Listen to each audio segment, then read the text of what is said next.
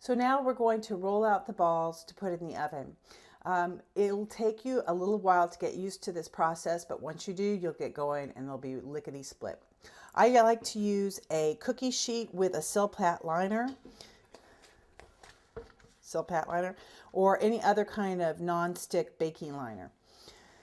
Now, the cookie dough is going to be very hard, so you're going to think, oh, I'm never going to get this out.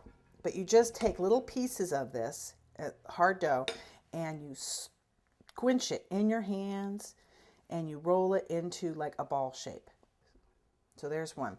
So again, it's going to be really hard and you're going to think this is too hard to do, but it does work. The heat of your hand warms up the dough just enough, and you've got to really push on the dough and squeeze it hard to compact it.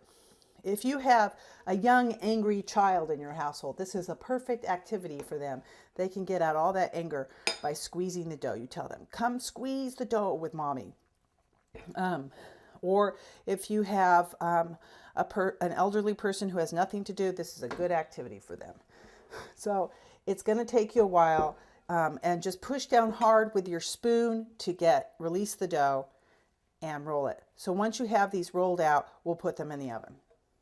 So leave some space, put about 12 on a sheet, and then get those into the hot oven and set your timer for about 10 minutes. But again, when you smell them cooking, check on them so that they don't burn. You want these just white or just lightly golden brown.